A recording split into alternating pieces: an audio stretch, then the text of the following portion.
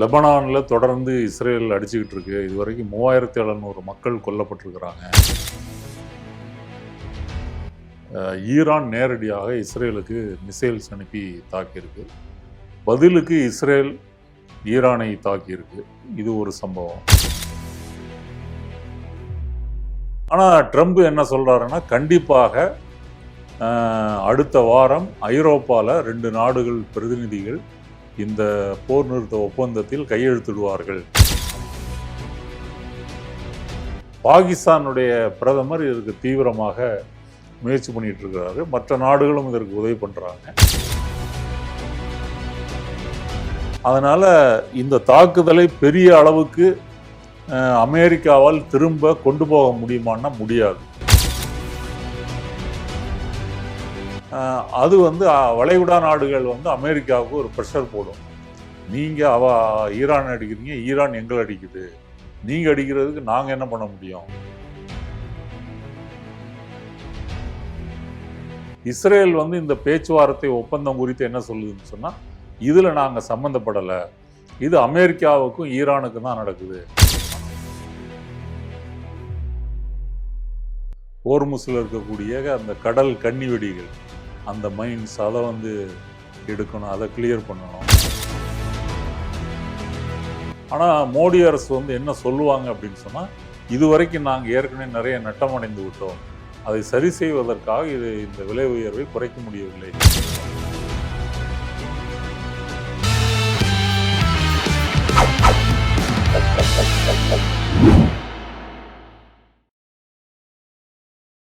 GeM TV நேயர்களுக்கு அன்பார்ந்த வணக்கம். நான் உங்கள் தொகுப்பாளர் விஜேடினா. நம்ம கூட இந்த நேர்காணலில் ஜேர்னலிஸ்ட் நாதன் சார் இருக்காரு.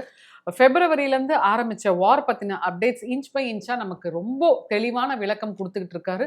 அண்ட் அது மக்கள் மத்தியில் ஒரு நல்ல ரீச்சும் இருக்குது அப்படின்னே சொல்லலாம். ஸோ அந்த வகையில் இன்னைக்கு நாதன் சார் வார் பற்றின என்னென்ன அப்டேட்ஸ் கொடுக்க போகிறாருன்னு பார்க்கலாம். வணக்கம் சார். வணக்கம் சார். வாரோட இன்றைய நிலவரம் சார். இன்றைய நிலவரம் கடந்த ஒரு வாரமாக ஒரு சின்ன தாக்குதல் நடந்திருக்குது. லெபனானில் தொடர்ந்து இஸ்ரேல் அடிச்சுக்கிட்டு இருக்கு. இதுவரைக்கும் 3700 மக்கள் கொல்லப்பட்டிருக்கிறாங்க. சவுத் லெபனானில் தொடர்ந்து குண்டு போட்டுக்கிட்டே இருக்கிறாங்க. இதை நிறுத்தணும் அப்படின்னு ஈரான் ஆரம்பத்திலேருந்தே சொல்லிக்கிட்டு இருக்குது. அப்போ லெபனான் மக்களுக்கு தன்னுடைய சாலிடாரிட்டி காட்டும் விதமாக ஈரான் நேரடியாக இஸ்ரேலுக்கு மிசைல்ஸ் அனுப்பி தாக்கியிருக்கு. பதிலுக்கு இஸ்ரேல் ஈரானை தாக்கியிருக்கு. இது ஒரு சம்பவம். அடுத்தது ஹோர்முஸ் அந்த நீரிணையில் அமெரிக்க கப்பல்கள், வணிக கப்பல்கள் வர்றது, ஈரான் அட்டாக் பண்ணுறது, இது நடக்குது. அப்படி ஒரு முறை அமெரிக்காவினுடைய அப்பாச்சி ஹெலிகாப்டரை ஈரானுடைய ட்ரோன் சுட்டு வீழ்த்திடுச்சு. அதிலிருந்து 2 விமானிகள் உயிர் படைச்சிட்டாங்க, அவங்க காப்பாற்றப்பட்டாங்க. இதற்கு பதிலடியாக அமெரிக்கா 2 நாள் ஈரானை தாக்கியிருக்குது. பதிலுக்கு பதில் தாக்கியிருக்குது. இது கடந்த வாரத்திலையும் இந்த வாரத்திலையும் இதெல்லாம் நடந்திருக்குது. ஆனாலும் இந்த தாக்குதல்களை மீறி இப்போ தற்காலிக போர் நிறுத்தம் இருந்தாலும் நிரந்தரமான போர் நிறுத்தம் ஒப்பந்தம் வரணும் என்பதற்கான முயற்சிகள் முன்னெப்போதும் இல்லாததை விட இப்போ தீவிரமாக நடந்துக்கிட்டு இருக்கு. ஈரானுடைய வெளியுறவுத்துறை அமைச்சர் அப்பாஸ் அராக்சி எக்ஸ் தளத்தில் ஒரு போஸ்ட் போட்டிருக்கிறாரு. அவரே இதே வார்த்தையை பயன்படுத்தியிருக்கிறாரு. இதுவரை இல்லாத அளவுக்கு இந்த ஒப்பந்தம் என்பது நிறைவேறக்கூடிய ஒரு நிலைமையில் இருக்குது அப்படின்னு அவர் சொல்லியிருக்கிறாரு. அமெரிக்க அதிபர் ட்ரம்ப் அதை ரீஷேர் பண்ணுறாரு. சமயத்தில் அவர் ஈரானை விமர்சிக்கவும் செய்கிறாரு. ஈரான் ஒரு நல்ல நெகோஷியேட்டர் கிடையாது, அவங்களுக்கு பிஸ்னஸ் பண்ணவே தெரியாது, இந்த மாதிரி இழுத்துக்கிட்டு இருக்கிறாங்க, இப்படிலாம் பேசுகிறாரு. ஆனால் ட்ரம்ப் என்ன சொல்கிறாருன்னா, கண்டிப்பாக அடுத்த வாரம் ஐரோப்பாவில் 2 நாடுகள் பிரதிநிதிகள் இந்த போர் நிறுத்த ஒப்பந்தத்தில் கையெழுத்திடுவார்கள் அப்படின்றத தெளிவாக சொல்லியிருக்காரு. ஈரான் தரப்பிலிருந்து இந்த ஒப்பந்தத்தில் என்னென்ன விஷயங்கள் இடம்பெற்றிருக்குது அப்படின்னு லீக் பண்ணியிருக்காங்க. அப்படி லீக் ஆனதுக்கு அமெரிக்கா கடுமையான கண்டனத்தை தெரிவிச்சிருக்கு. எப்படி நீங்கள் லீக் பண்ணலாம் அப்படின்னு சொல்லி. ஆனால் லீக் ஆனது ஒன்றும் பெரிய கம்பசூத்திரமோ ரகசியமான செய்திகள்லாம் இல்லை. இதற்கு முன்னாடி பேசப்பட்ட செய்திகள் தான். அதில் என்ன ஈரான் கோரி இருக்குது அப்படின்னு சொன்னால், எல்லா முனைகளிலும் தாக்குதல் நிறுத்தப்பட வேண்டும். ஈரான், லெபனான், காசா இப்படி மத்திய கிழக்கில் இஸ்ரேல் எங்கெல்லாம் தாக்கிட்டு இருக்குதோ எல்லா இடங்களும் நிறுத்தப்படணும். அதற்கு அமெரிக்கா கேரண்டி கொடுக்கணும். இது ஒன்று. அடுத்தது வந்து ஹோர்முஸ் நீரிணையை வந்து திறக்கணும். கமர்ஷியல் டிரான்ஸ்போர்ட்டுக்காக அதை திறக்கணும். அது திறக்கணும் அப்படின்னு சொன்னால் வெளிநாடுகளில் ஈரானுடைய சொத்துக்கள் முடக்கி வைக்கப்பட்டிருக்குது. யாரால? அமெரிக்காவால். அந்த முடக்கி வைக்கப்பட்டிருக்கிற சொத்துக்களை ரிலீஸ் பண்ணணும். இது ஈரான் கோரியிருக்கிறது. அப்போ இந்த 3 விஷயங்களும் ஃபர்ஸ்ட் ஃபேஸில் இவங்க பேசி உடன்படிக்கை கையெழுத்து எல்லாம் போட்டாங்கன்னா அதன் பிறகு அடுத்த ஃபேஸில் வந்து அணுசக்தி குறித்த பிரச்சனையை என்ன செய்யலாம், அந்த செறிவூட்டப்பட்ட யுரேனியத்தை ஈரான் என்ன செய்ய போகிறது, மீண்டும் செறிவூட்டுமா இல்லை செறிவூட்டுவதை நிறுத்துமா, செறிவூட்டப்பட்ட யுரேனியத்தை யாராவது 3வது நாடுகளுக்கு கொடுக்குமா, இதையெல்லாம் அப்புறம் பேசிக்கலாம் அப்படின்ற முறையில் தான் இந்த பேச்சுவார்த்தையினுடைய அம்சங்கள் இடம்பெற்றிருக்குது.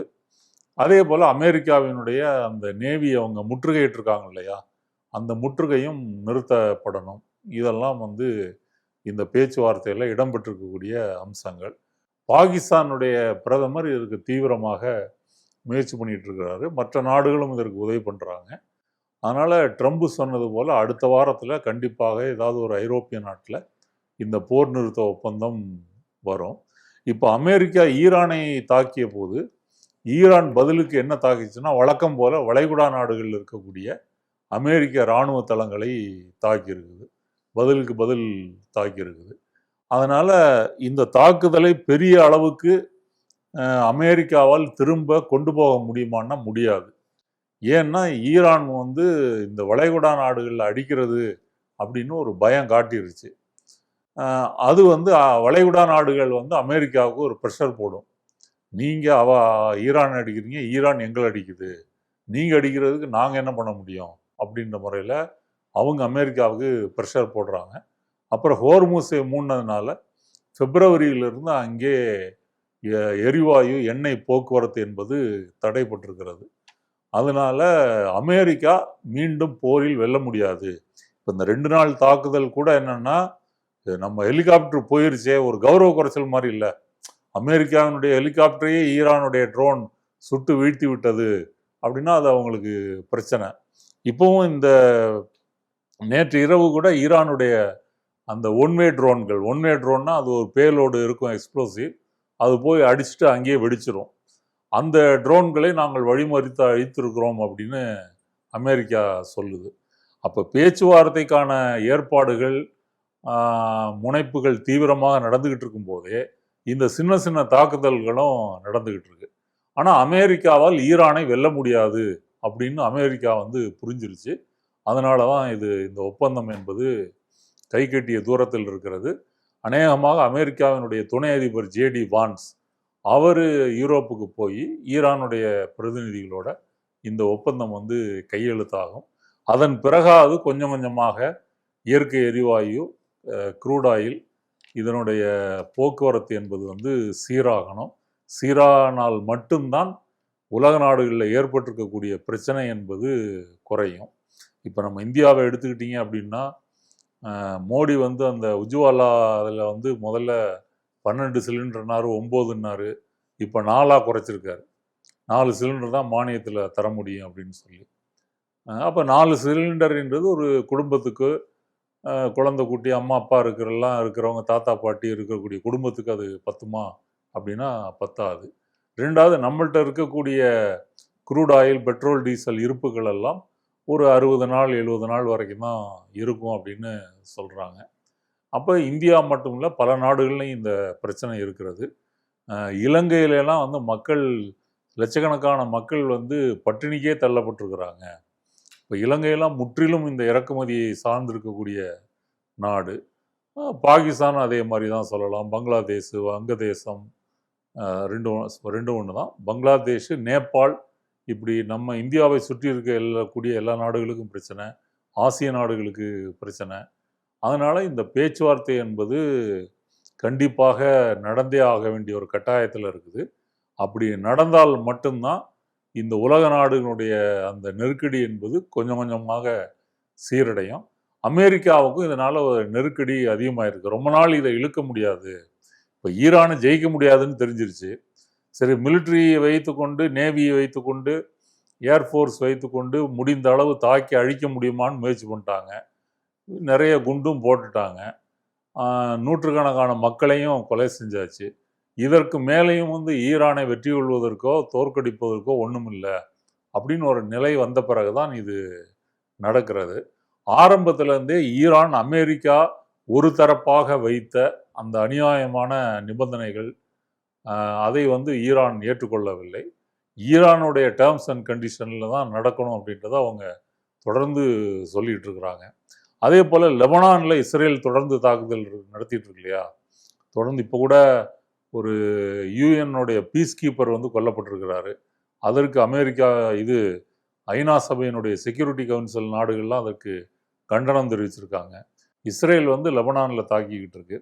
இஸ்ரேல் இந்த பேச்சுவார்த்தை ஒப்பந்தம் குறித்து என்ன சொல்லுதுன்னு சொன்னால், இதில் நாங்கள் சம்மந்தப்படலை, இது அமெரிக்காவுக்கும் ஈரானுக்கும் தான் நடக்குது, ஆனால் நாங்கள் எதிர்பார்த்த பல விஷயங்கள் இடம்பெறுவதனால எங்களுக்கு ஓகே தான் அப்படின்னு இஸ்ரேல் சொல்லியிருக்குது. அப்போ நடுநிலையாளர்கள் என்ன சொல்கிறாங்கன்னா, இஸ்ரேல் தாக்காது என்ற அந்த உத்தரவாதத்தை அமெரிக்கா தரும் அப்படின்னு எதிர்பார்க்கப்படுது அப்படின்னு சொல்கிறாங்க.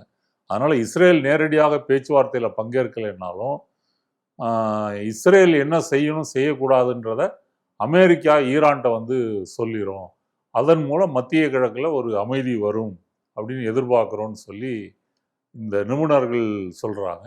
அதனால அடுத்த வாரத்தில் இது முடிவுக்கு வரும் அப்படின்னு தான் நானும் நம்புகிறேன். ஏன் சார் இப்போ இதனால நிறைய இழப்பு இருந்திருக்கும் இல்லையா? எல்லா கண்ட்ரீஸுக்குமே இந்த வாரில் நிறைய விஷயங்கள் இழந்திருப்பாங்க. இப்போ இது சரி செய்யறதுக்கு அவங்க என்ன சார் பண்ணுவாங்க? இதை சரி செய்கிறதுக்கு ஒரு ஓவர் நைட்டில் இது சரி பண்ண முடியாது. கொஞ்சம் கொஞ்சமாக தான் இதை செய்ய முடியும். ஏன்னா வளைகுடா நாடுகளுடைய அவங்களுடைய க்ரூட் ஆயில், நேச்சுரல் கேஸ், அந்த இன்ஃப்ராஸ்ட்ரக்சரே போர்னால பாதிக்கப்பட்டிருக்குது ஈரான் தாக்கி. அப்போ அதையெல்லாம் சரி செய்யணும். ஹோர்முஸில் இருக்கக்கூடிய அந்த கடல் கன்னி வெடிகள், அந்த மைன்ஸ், அதை எடுக்கணும், அதை கிளியர் பண்ணணும். அதன் பிறகு வளைகுடா நாடுகளில் இப்போ ஸ்டோரேஜில் இருக்கக்கூடிய எரிவாயு மற்றும் க்ரூட் ஆயில் அது காலியானால் மட்டும்தான் அவங்க ப்ரொடக்ஷனை ஆரம்பிக்க முடியும். ஏன்னா ப்ரொடக்ஷன் ஆரம்பித்து எங்கே கொண்டு போய் கொட்டுவாங்க? அந்த ஸ்டோரேஜ் இருந்தால் தானே அதில் கொட்ட முடியும். அப்போ போக்குவரத்து நடக்கலை, கப்பல் போக்குவரத்து நடக்கலைன்றதுனால அதெல்லாம் ஃபுல்லாகி இருக்குது. அதனால் இந்த நிலைமை சீரடைவதற்கு குறைந்தது சில வாரங்களாவது ஆகும்.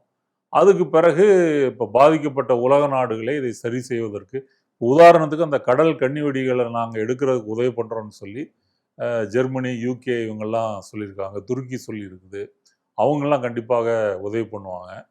அதனால் சில வாரங்களில் இந்த நிலைமை சரியாகிறதுக்கு வாய்ப்பு இருக்குது. ஆனால் உற்பத்தியை ஆரம்பித்து பழைய லெவலுக்கு, அதாவது உலகினுடைய 5இன் ஒரு பகுதி எரிவாயு மற்றும் க்ரூட் ஆயில் இங்கேருந்து தான் போகுது, வளைகுடா நாடுகளில் தான் போகுது. அந்த ஃபுல் கெப்பாசிட்டி அடைவதற்கு இன்னும் கொஞ்சம் நாட்கள் ஆகலாம். இப்போதைக்கு அப்படி தொடங்கிட்டாலே நமக்கு மகிழ்ச்சி தான். ஏன் சார், அதில் இன்னொரு ஒரு சந்தேகம். இப்போது இந்த வார் கிரைசஸ்னால நமக்கு சில அப்ஸ் அண்ட் டவுன்ஸ் ஃபினான்ஷியலாக சில இதெல்லாம் ஏறி இருக்கு இல்லையா, பொருளாதார ரீதியாக. ஸோ இதெல்லாம் வார் ஒரு முற்றுப்புள்ளி வந்துச்சுன்னா இந்த ரைஸ் ஆனதோட இதெல்லாம் குறையறதுக்கு வாய்ப்பு இருக்கா, இல்லை அது அப்படியே தான் இருக்குமா? நியாயமாக பார்த்தா குறைக்கணும். ஆனால் மோடி அரசு என்ன பண்ணுறாங்க, 5 மாநில சட்டமன்ற தேர்தல் முடித்த பிறகு தான் ஏற்றுறாங்க. இப்போ கமர்ஷியல் சிலிண்டர் ஏற்றிட்டாங்க, டொமஸ்டிக் சிலிண்டர் கேஸும் ஏற்றிட்டாங்க. ஆமாம், பெட்ரோல் டீசலும் ஏற்றுறாங்க. பெட்ரோல் டீசல் டெய்லியே ஏற்றிட்டு இருக்கிறாங்க.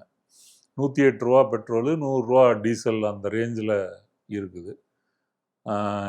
அதனால் மீண்டும் வளைகுடா நாடுகளில் உற்பத்தி ஆரம்பித்து போக்குவரத்து வந்த பிறகு ஒரு பேரல் க்ரூட் ஆயிலுடைய எண்ணெய் என்பது கண்டிப்பாக குறையும்.